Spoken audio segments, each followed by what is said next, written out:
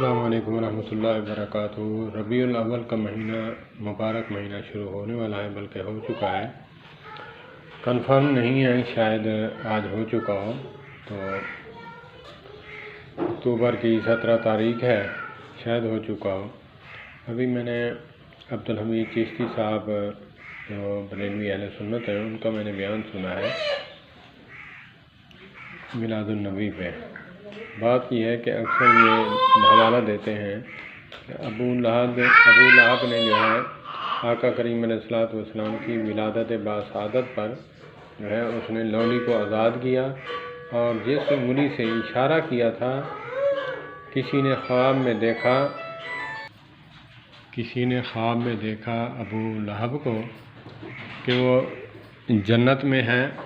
اور وہ اپنی انگلی سے جو ہے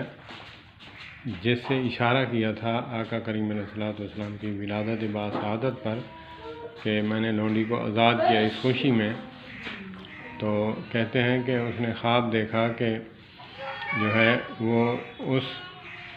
انگلی سے جو ہے جس سے اشارہ کیا تھا آقا کریم علیہ الصلوۃ والسلام کی ولادت باسعادت پر، تو اس انگلی سے دودھ بھی پی رہا ہے اور شہد بھی پی رہا ہے جنت میں۔ تو علماء فرماتے ہیں کہ اللہ پاک نے فرمایا ہے کہ تبت یدا ابی لہب وتب،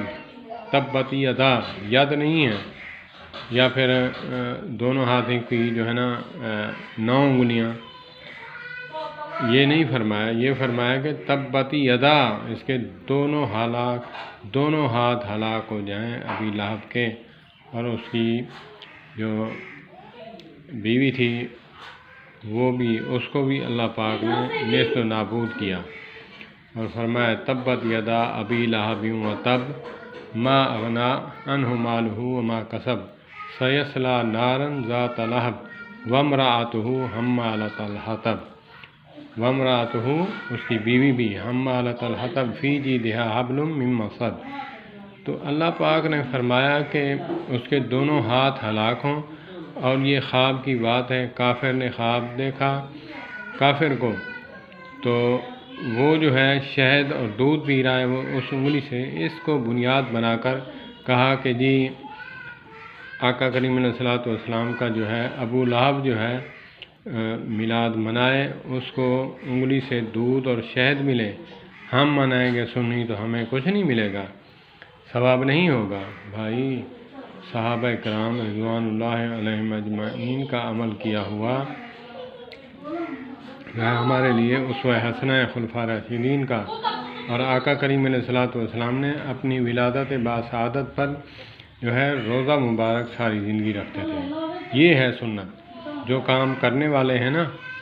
وہ کرنے چاہیے ہمیں۔ تو آقا کریم علیہ الصلوۃ والسلام نے روزہ رکھنے کو کہا ہے،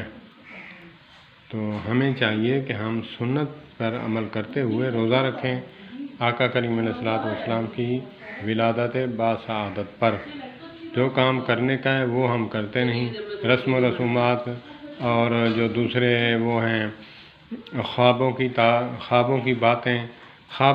باتوں پر عمل کرتے ہیں، لیکن ہم سنت پر عمل نہیں کرتے۔ ٹھیک ہے، کچھ لوگ رکھتے بھی ہوں گے روزہ، لیکن اس کو جواز بنانا کہ ابو لہب نے لونڈی آزاد کی تھی، یہ بے سود بات ہے۔ اللہ پاک ہمیں سمجھ عطا فرمائے، قابل رحم ہیں وہ لوگ، میں ان سے محبت کرتا ہوں، ہمارے بھائی ہیں، عوام الناس بہت آقا کریم علیہ الصلوۃ والسلام سے محبت کرتے ہیں، محبت کا اظہار کرتے ہیں، لیکن سنت کے مطابق اظہار کریں تو تب مزہ ہے، جیسے صحابہ کرام نے کی۔ کیا صحابہ کرام نے اس موقع پر